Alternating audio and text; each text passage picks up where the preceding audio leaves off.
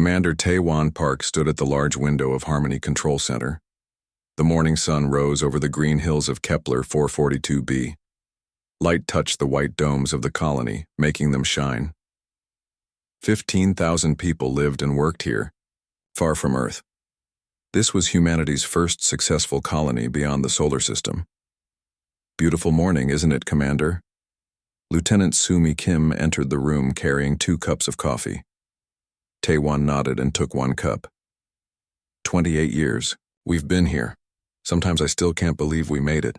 The colony of Harmony was mankind's greatest achievement. After years of space travel, humans had finally put down roots on another world.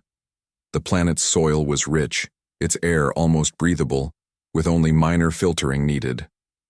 The agricultural domes produced enough food to feed everyone, with surpluses stored for emergencies. Supply ship comes tomorrow, Sumi said, checking her tablet. Captain Jiho is always on time. Taewon smiled. That man could navigate through a meteor storm blindfolded. He took a sip of coffee and looked back out at the colony. Children walked to the education center.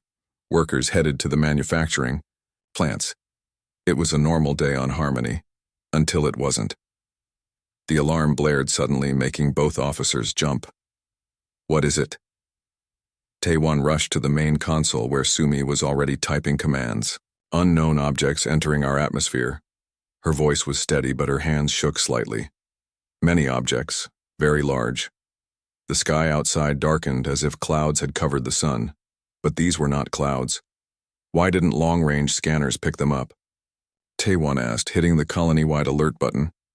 They didn't show up until they were almost on top of us, Sumi replied. It's like they appeared from nowhere. Through the window, they could now see the shapes clearly. 7 massive ships, each one bigger than Earth's largest vessels. They were made of what looked like dark crystal with strange lights pulsing inside them. Nothing about their design looked human. First contact, Taewon whispered. Humanity had always wondered if they were alone in the universe.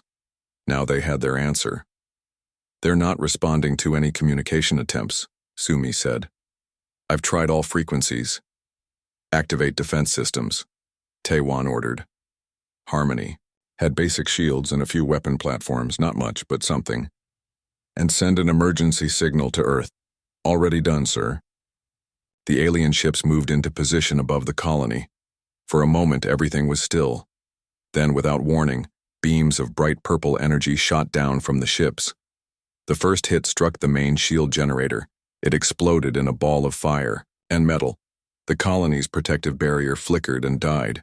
We're defenseless, Sumi shouted over the noise of more explosions. Taewon grabbed the colony-wide communication system. All citizens, this is Commander Park. Emergency evacuation. Get to the underground shelters immediately.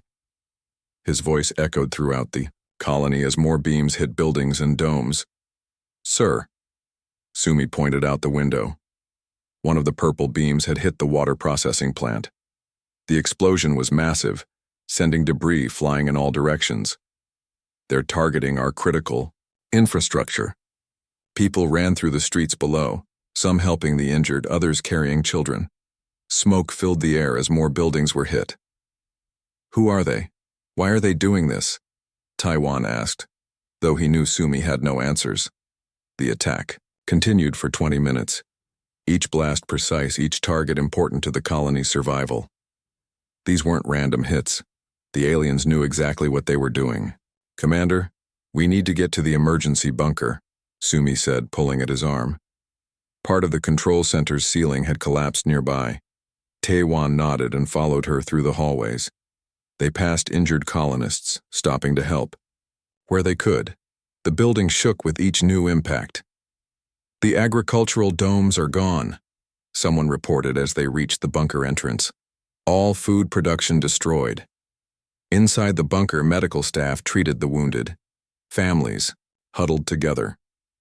The fear in the room was thick enough to touch. Status report, Taewon demanded from the junior officers who had made it to the safe area. 60% of colony structures destroyed or burning, one replied. Defense systems completely offline. Communications with most sectors lost. Another explosion bigger than the others shook the bunker. Dust fell from the ceiling. That was the power plant, someone said. The emergency lights flickered on as the main power died.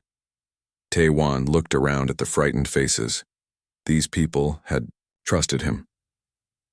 They had come to this distant world believing in humanity's bright future among the stars. Now they were being slaughtered by an enemy they hadn't even known existed. Commander. A communications officer ran up, her face streaked with dirt. Captain Jiho's supply ship just entered the system. They're still out of range of the attack. For the first time since the ships appeared, Tae-Wan felt a small spark of hope. Can we reach him? Yes, sir. Limited communication still works. Tae-Wan grabbed the radio. Captain Jiho, this is Commander Park. Do not approach Harmony. Repeat, do not approach. We are under attack by unknown alien forces. Colony is lost. The words hurt to say, but they were true. After a moment of static, Jiho's voice came through. Commander, what's happening? Our sensors are showing massive energy readings from the colony. Listen carefully. Tae-Wan continued. Your ship is our only chance. We're sending all data we've collected on the attackers. Return to Earth. Warn them. They must prepare. Another explosion rocked the bunker. A crack appeared in one wall. Harmony has fallen, Tae-Wan said into the radio. They're coming, do you understand? Yes, Commander. Jiho's voice was solemn. But what about survivors? I can try to land and— No! Tae-Wan cut him off. There's no time. If your ship is destroyed, Earth will have no warning. That's an order, Captain. The radio was silent for a moment, then, Understood, Commander. I'm sorry. Go, Jiho. Make sure our deaths mean something. As if the aliens heard this exchange, a new series of blasts hit the area around the bunker. The ceiling began to collapse. Get back, Tae-Wan shouted, pushing people away from falling. Debris. A support beam crashed down, striking him in the leg. He fell, pain shooting through his body. Sumi rushed to his side, trying to move the beam. Leave it, he told her. Help the others. Through a new crack in the bunker wall, Tae-Wan could see outside. The alien ships were still there, their crystal surfaces glinting in the light of the fires below them. Who were they? Why had they attacked without trying to communicate? These questions would haunt him until his last breath, which he realized might come very soon. Commander, Sumi called from across the room. The supply ship has jumped away. Captain Jiho is clear. Tae-Wan closed his eyes briefly in relief. One ship had escaped. One chance to warn Earth. The bunker ceiling gave another ominous crack. People screamed as more pieces fell. It's been an honor serving with you all, Tae-Wan said as the world around him began to crumble. The last thing he saw was one of the alien ships moving lower in the sky, its crystal surface reflecting the destruction below. Then the bunker collapsed, and darkness took him. In the emptiness of space, Captain Jiho Kang's small supply freighter pushed its engines to the limit. In the cargo hold, a handful of colonists who had been helping unload supplies when the attack began huddled in fear. The ship's computer processed the data from Harmony, images of the alien vessels, their attack patterns, their technology. 5 words repeated in Jiho's mind as he set course for Earth. The burden of survival heavy on his shoulders. Harmony has fallen, they're coming.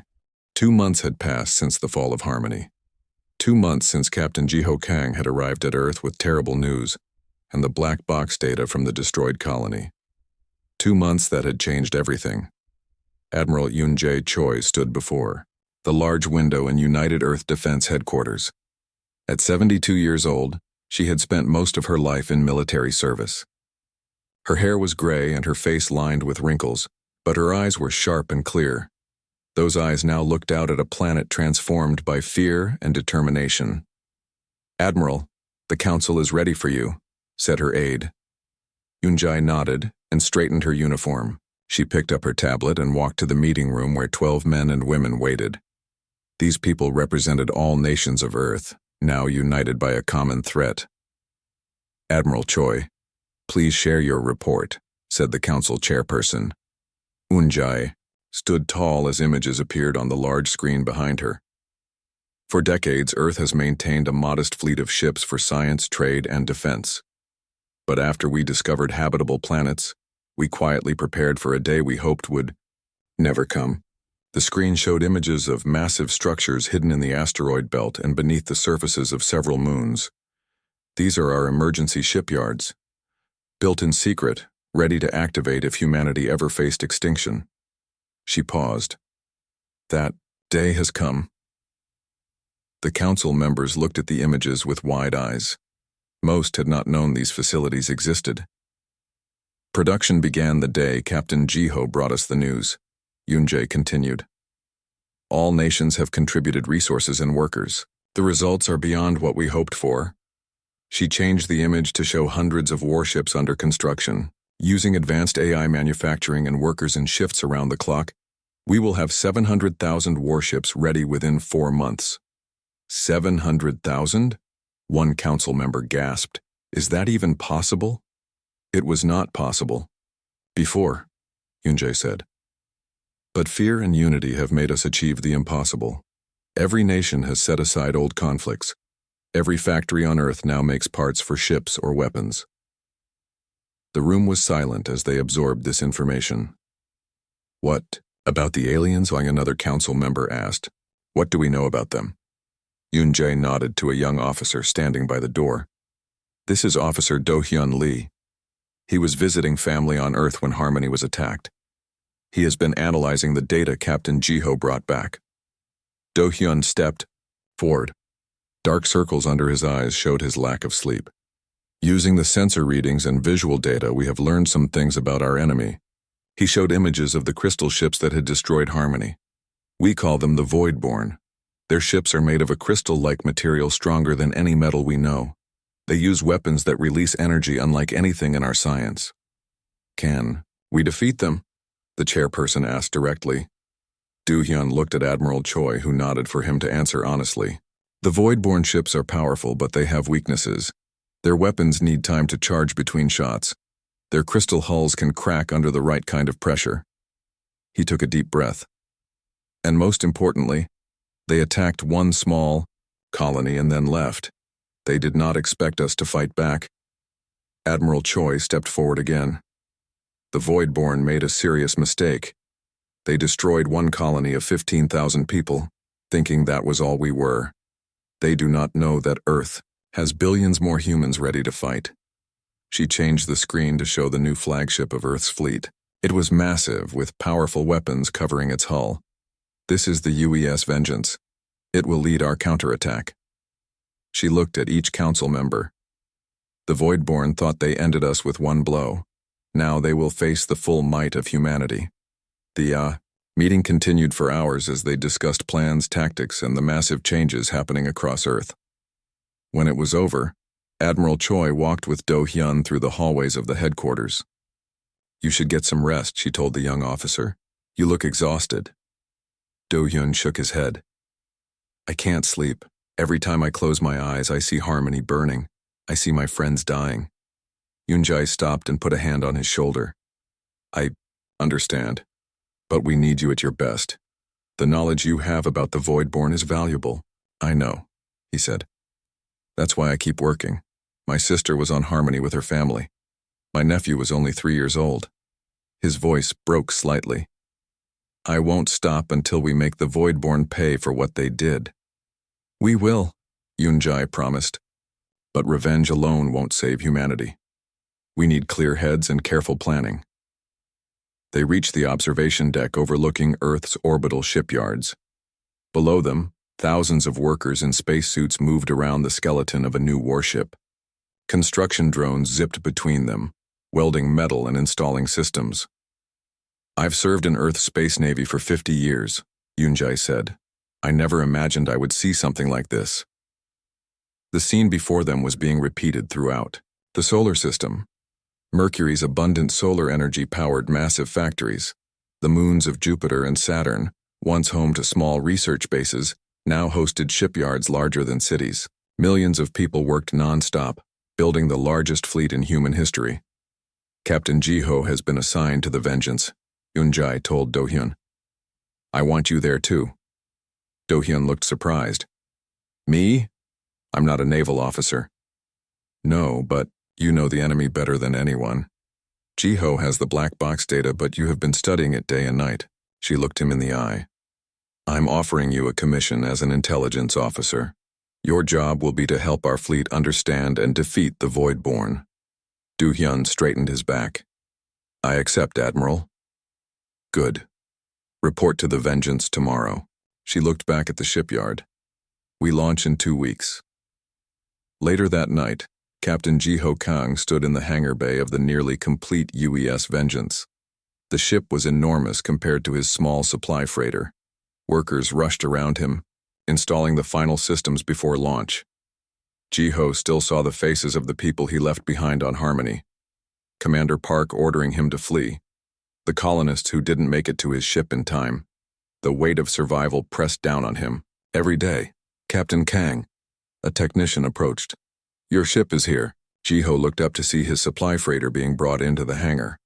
The small vessel looked tiny next to the military ships. We've upgraded its engines and added basic shields, the technician explained. Admiral Choi thought you might want to keep it.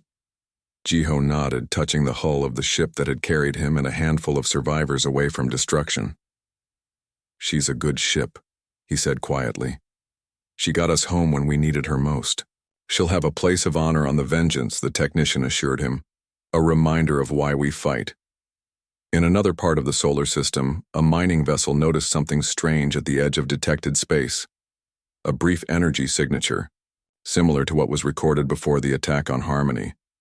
The vessel sent an alert to Earth before changing course to investigate. It was never heard from again. Admiral Eun-jae Choi received the news with a grim expression. The Voidborn were getting closer. The race to build Earth's defensive fleet took on new urgency. They destroyed one colony, she told her officers. They think we are weak. They are wrong. Across the solar system, construction accelerated. Warships took shape in the void.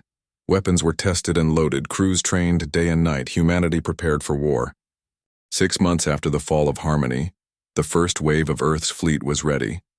5,000 warships gathered near Jupiter, their metal hulls gleaming in the distant sunlight. They were just the first group. Thousands more would follow each. Weeked out on the bridge of the UES Vengeance, Admiral Eun-jae Choi looked at the ships displayed on the main screen. Each one was a testament to human determination. All fleet commanders report ready, Admiral, said her communications officer. Eun-jae nodded. And our target? Intelligence Officer Do-hyun Lee stepped forward. For the past 6 months, he had worked non-stop studying the Voidborn. We've found them, he said, bringing up a star map on the screen. Or at least one of their outposts. The map showed a red dwarf star 40 light-years from Earth. Around it orbited a massive space station. How certain are we? Eun-jae asked. Very certain, Do-hyun replied. 3 unmanned probe ships found it. The station matches the design of the ships that attacked Harmony. Captain Jiho Kang studied the image. It's huge, at least 5 times bigger than our largest station. That's why we're not sending the whole fleet yet, Eun-jae said. This first wave will test their defenses and gather information. If we win, we push forward. If we lose... She didn't need to finish the sentence. Everyone knew what was at stake. Captain Min Ji-yoon, Eun-jae called to a young officer standing nearby. Your scout squadron will go in first. Use the stealth technology developed from the Harmony data. Min-ji saluted. At 32 years old, she was one of the youngest squadron leaders in the fleet, but her skill in space combat simulations was unmatched. We'll leave no trace until it's time to strike, Min-ji promised. 3 days later, Min-ji sat in the captain's chair of her ship, the UES Shadow. Her squadron of 20 small, fast ships approached the Voidborn outpost using stealth technology. The ships were nearly invisible against the backdrop of space. Min-ji's hands trembled slightly, though her voice remained steady as she gave orders. This would be humanity's first deliberate attack against the aliens who had destroyed Harmony. All ships maintain stealth formation, she said into her communicator. Weapons hot but inactive until my command. The Voidborn station grew larger on their screens. It was even more impressive up close, a massive structure of dark crystal with pulsing lights inside. just like the ships that had attacked Harmony. Smaller vessels moved around it, coming and going from points unknown. Contact in 3 minutes, Minji reported to the main fleet waiting at a safe distance. No sign they've detected us. Do-hyun's voice came through her communicator. Remember, look for patterns in their defense systems. We need to know their weaknesses. Minji watched as her ships moved closer to the station. So far, the Voidborn seemed unaware of their presence. Their defenses, while impressive, were focused outward, toward deep space rather than toward Earth. They weren't expecting us to fight back, she realized. They've never faced resistance before. It was time. Minji took a deep breath and gave the order. All ships drop stealth and fire on designated targets now. 20 human ships suddenly appeared near the Voidborn station. Their weapons fired together, hitting key points on the station's outer ring. The surprise was complete. The battle that followed was chaotic. Voidborn ships scrambled to respond, but they were caught off guard. Human vessels moved with practiced coordination, targeting the weak points Do-hyun had identified from the Harmony data. Aboard the UES Eclipse, another ship in Minji's squadron, technical specialist Dae-sung Ryu monitored the enemy's responses. He noticed something important. "Captain," he called to his ship's commander. "The Voidborn ships emit a specific radiation spike just before firing their main weapons. There's a 3-second window where they're vulnerable." This information spread quickly through the human fleet. Ships began timing their defensive moves to that 3-second window, drastically reducing the effectiveness of Voidborn attacks. The main fleet arrived 2 hours into the battle. The UES Vengeance led the charge, its massive weapons tearing through the surprised Voidborn defenders. "Push forward," Admiral Choi commanded. "Don't give them time to regroup." On the Vengeance, Do-hyun worked frantically to analyze the data coming in from the battle. "Their communication patterns are strange," he told Captain Ji-ho. "It's like they've never had to coordinate a defense before." Ji-ho nodded. "They're used to being the attackers, not the defenders. They don't know how to react to us." The battle raged for hours. Human ships took losses, over 300 vessels destroyed or crippled. But the Voidborn lost more. Their station's outer rings were heavily damaged, and dozens of their crystal ships floated in pieces. Finally, the station's defenses began to fail. Admiral Choi gave the order for boarding teams to enter the structure. "We need information more than victory today," she reminded her officers. "Find out who they are and why they attacked us." Marine teams in heavy space armor cut their way into the damaged station. They moved through crystal corridors, encountering strange technology and occasional resistance from the Voidborn. For the first time, humans saw their enemy up close. The Voidborn were not what anyone expected. They weren't biological creatures like humans, but crystalline entities that glowed with inner light. They moved by floating rather than walking, and communicated through pulses of light and radiation. The boarding teams pushed toward the center of the station, capturing data cores and samples of Voidborn technology. When they reached the central command area, they found it abandoned. The Voidborn leadership had escaped. Back on the Vengeance, Do-hyun and a team of scientists began studying the captured data. What they found disturbed them deeply. "It's a record of their activities," Do-hyun told Admiral Choi. "They've been methodically eliminating other species throughout this part of the galaxy." He showed her images of other worlds that had been attacked, some with civilizations more advanced than Earth's, others just beginning to reach for the stars. All had been destroyed. "Harmony wasn't special," Ji-ho said, looking at the images. "We were just next on their list." "But why?" Admiral Choi asked. "What reason could they have for this systematic elimination?" Do-hyun shook his head. "The data doesn't explain their motives. We need to push deeper into their territory to find those answers." The human fleet secured the station over the next day. Engineers studied its power systems and structure, learning more about Voidborn technology. Medical teams examined the few Voidborn that had been captured, trying to understand their biology, if it could even be called that. Minji's squadron patrolled the area, watching for any counterattack. She stood on the bridge of her ship, looking out at the captured station. "We did it," she said to herself. We actually hurt them. Admiral Choi called a meeting of all ship captains to discuss their next move. The holographic conference connected commanders across the entire fleet. Today we've proven that the Voidborn can be defeated, she told them. We've also learned that we're not their first victims. This isn't just about revenge for Harmony anymore. It's about stopping a force that threatens all intelligent life. She showed them the star map they had recovered, revealing dozens of Voidborn bases and outposts spread across hundreds of light years. We've won our first battle, she said, but the war has just begun. As the meeting ended, Captain Ji-ho found Do-hyun still studying the captured data in the science lab. You should rest, Ji-ho told him. You've been working for days. Do-hyun looked up, his eyes red from lack of sleep. I can't stop now. There's something important here, something about why they're doing this. I just haven't found it yet. Ji-ho put a hand on his shoulder. We'll find the answers, and we'll make them pay for Harmony. Do-hyun nodded and returned to his work. On his screen, images of Voidborn ships moved between stars, searching for their next targets.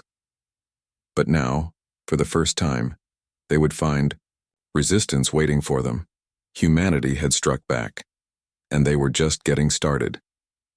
3 months after their first victory, humanity's fleet had grown to over 300,000 ships. They had pushed deeper into Voidborn territory, winning battle after battle. The aliens were powerful, but humans were determined and adaptive. Commander, Ha-Jun Park stood in a dark hallway aboard the Voidborn command ship they had just captured. His special forces team, known as the Ghosts, moved silently around him. They wore advanced stealth armor that bent light around them, making them nearly invisible. Clear, whispered one of his soldiers through the comlink in his helmet. Ha-Jun nodded and moved forward. Their mission was critical: infiltrate the Voidborn command structure and discover why these aliens were so intent on eliminating other species. Central data room ahead, reported his tech expert. Heavy security. 2 Voidborn guards floated outside a large crystal door. Unlike the smaller warrior types they had encountered before, these were nearly 3 meters tall. Their crystalline bodies glowed with deep purple light. Ha-Jun signaled to his team. They moved into position silently, then struck as one. Specialized weapons designed to disrupt the Voidborn's energy fields hit the guards. The crystal beings shattered into pieces, their light fading.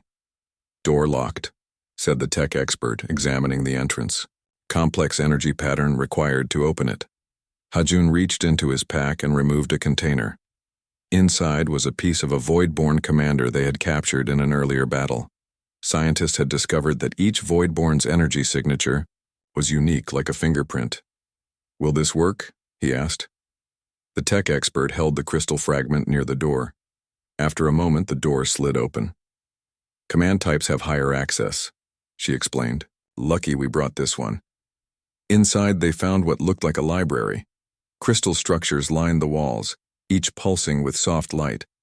These were Voidborn data storage units, containing their knowledge and history. Set up the translation matrix, Ha-Jun ordered. Over the past months, human scientists had developed technology to decode Voidborn language and data. As his team worked, Ha-Jun thought about how far they had come.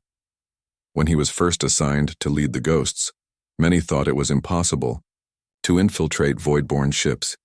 The aliens were too different, their technology too strange. But humans had adapted, learned, and overcome those challenges. Connection established, reported the tech expert. Beginning download. Information flowed from the Voidborn crystals into human computers. Images, symbols, and concepts unlike anything humans had seen before. Sir, called one of his soldiers from across the room. You need to see this. Ha-Jun walked over to a large crystal display. It showed a map of the galaxy with thousands of points of light. As he watched, many of those lights went dark. Those are stars, the soldier explained. And those, he pointed to the fading lights, are civilizations being wiped out. Ha-Jun felt cold. How many? Hundreds, maybe thousands. The soldier looked up at him. They've been doing this for millions of years. Meanwhile, the main human fleet engaged the Voidborn defense forces near what intelligence had identified as their home system. Admiral Eugene Kwan had taken command after Admiral Choi was injured in an earlier battle. All ships maintain formation, she ordered from the bridge of the new flagship UES Defiance. Target their command vessels first. The space around them filled with weapons fire. Human ships moved in perfect coordination, using tactics developed over months of fighting the Voidborn. The battle was enormous, thousands of ships on both sides firing, maneuvering, and sometimes colliding. On the communications deck, specialist Sun Hee Nam worked frantically to intercept and decode Voidborn signals. Her work had been key to many human victories. "I'm picking up a new pattern," she reported. "They're calling for reinforcements from their homeworld." Admiral Kwan nodded. "Can you pinpoint the source?" Sun Hee's fingers flew over her console. "Yes, Admiral, it's coming from..." She paused, surprised. "It's not a planet. It's a Dyson swarm." The main screen shifted to show their destination. Around a blue-white star orbited millions of habitat structures, each one housing countless Voidborn. The aliens had built their home not on a planet, but as an enormous swarm surrounding a star. That's why they attack other species, Sun Hee realized, reading the decoded messages. They believe stars belong only to them. Back on the captured command ship, Ha-Jun's team had made the same discovery. "They call themselves the Star Guardians," the tech expert explained, reading the translated data. "They believe stars are divine entities. Their religion teaches that only they should harness stellar energy." Ha-Jun looked at the galaxy map again. "So they attack any species that develops the technology to use their star's power." "Exactly. To them, it's sacrilege for lesser beings to touch the stars." The tech expert continued reading. "They've been doing this for over 5 million years. Any time a civilization reaches the point where they can build solar collectors or begin serious space travel, the Voidborn eliminate them. And now it's our turn," Ha-Jun said grimly. "Except we fought back." An alarm sounded. Their presence had been discovered. "Pack up," Ha-Jun ordered. "We've got what we came for." As his team gathered their equipment, he looked at the data one last time. Something caught his eye. "Wait," he said. "Look at this." The display showed the Voidborn homeworld, the Dyson swarm. At its center was a massive structure larger than any they had seen before. "That's their central command," the tech expert said. "The heart of their entire civilization." Ha-Jun downloaded the information. "This is what we need. If we can strike there, we might end this war." They fought their way back to their ship, losing 2 team members in the process. As they escaped, Ha-Jun sent an encrypted message to the fleet with their findings. Admiral Kwan received the message during the heat of battle. The human fleet was holding its own but taking losses. "We have our target," she told her officers, showing them the image of the central command structure. "All ships push forward. We need to reach the Voidborn homeworld." The battle lasted for days.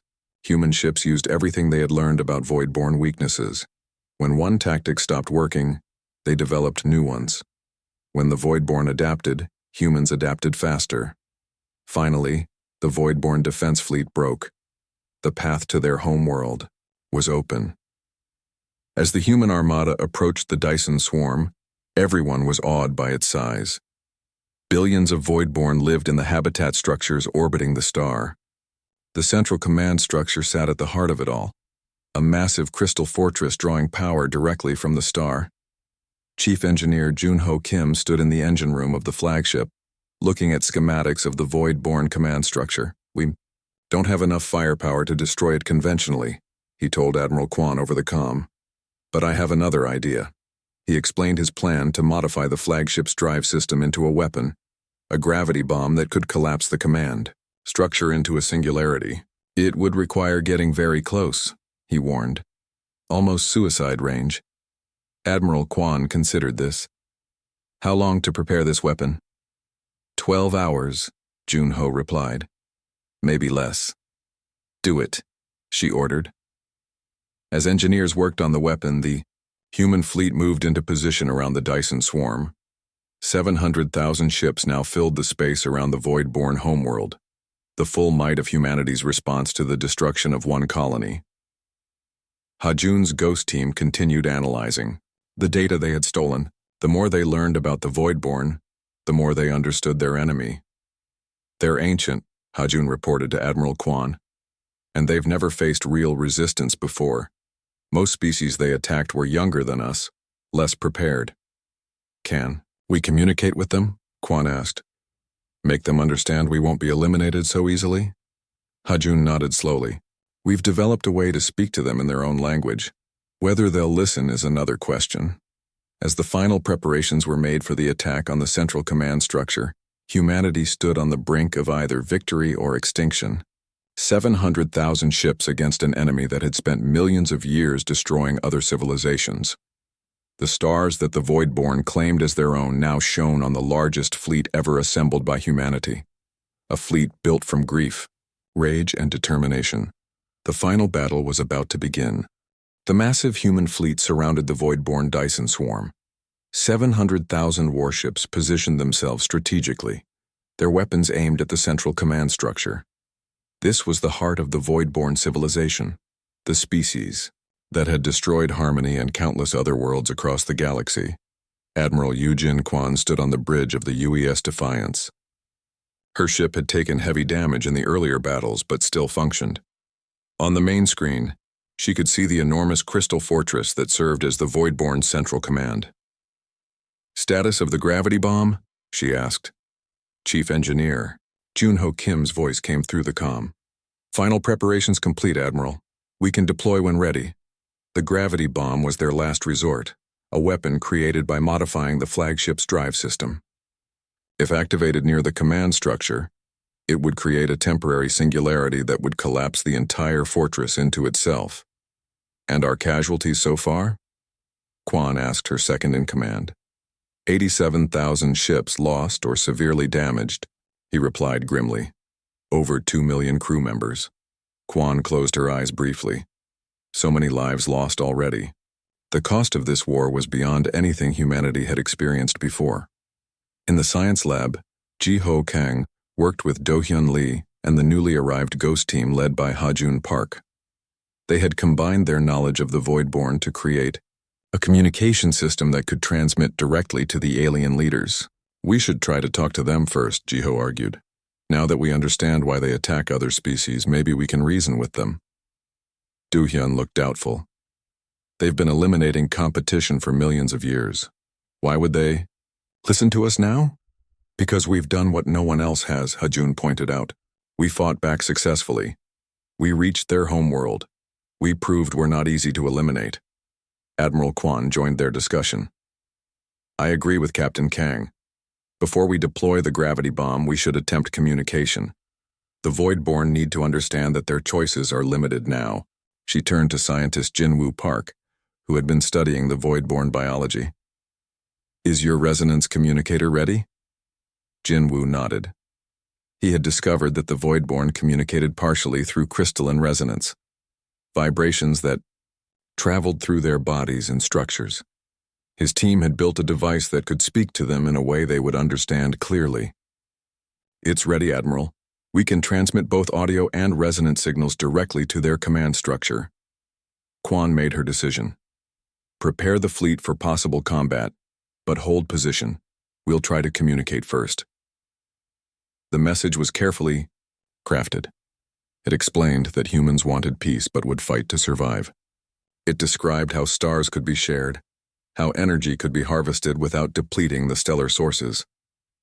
As Jinwoo activated the resonance communicator, the message traveled across space to the crystal fortress. For several long minutes, there was no response. Then, suddenly the fortress lit up with bright pulses of light, the Voidborn equivalent of speech. Jinwoo's equipment translated the signals. They're responding, he said, surprised. They want to know how we reached their homeworld. No species has ever done that before. Tell them the truth, Quan ordered. Tell them we united our entire planet to build this fleet after they destroyed one of our colonies. Tell them we will not be eliminated. The conversation continued slowly. The void-born concepts and thought patterns were alien to humans, making true understanding difficult. But gradually a picture emerged. The void-born were indeed ancient. They had evolved over 5 million years ago. Their belief that stars belonged only to them was deeply ingrained in their civilization. They saw themselves as guardians of stellar purity, preventing lesser species from corrupting the stars with their primitive technologies. They think they're protecting the stars from us, Jinwu explained. They believe their advanced methods of energy collection are the only acceptable ones. Admiral Quan considered this. Can we show them our methods? Prove that we don't harm stars? Jinwu worked with his team to send images and data about human solar collection techniques. They showed how Earth's sun remained healthy and stable despite decades of human energy harvesting. The Voidborn went silent for nearly an hour after receiving this information. The human fleet remained on high alert, weapons ready. Then the crystal fortress pulsed with light again. They're confused, Jinwu translated. Our approaches to stellar energy are different from what they've seen before. They're considering our information. On the engineering deck, Jun-Ho kept the gravity bomb ready. If negotiations failed, they would have one chance to end this war decisively. The bomb is stable, he reported to Admiral Quan, but I don't recommend waiting too long. The modifications to the drive system aren't meant to be permanent. Quan acknowledged this. The Voidborn have 1 hour to respond, then we move to the final option. As they waited, Ji-Ho found Do-hyun staring at an image of Harmony, the destroyed colony where his family had died. Do you think this will work? Ji-Ho asked quietly. Can we really make peace with them after what they did? Do-hyun was silent for a moment. I want them to pay for what they did to Harmony. I want revenge. He turned to Ji-Ho. But I also know that an endless war won't bring my family back. Before Ji-Ho could respond, Jin-Woo called out, They're transmitting again. This time, the message was different. The Voidborn leadership had agreed to meet with human representatives. They would allow a small delegation to enter the command fortress to discuss terms. Admiral Quan assembled the delegation carefully. Herself, Ji-Ho, Ha-Jun, Jin-Woo, and 2 security officers. They took a small shuttle to the Crystal Fortress, the gravity bomb's control device hidden in Quan's uniform. A last resort if the meeting was a trap. The interior of the fortress was unlike anything humans had seen before. Massive crystal chambers, stretched in all directions, filled with pulsing light and energy flows.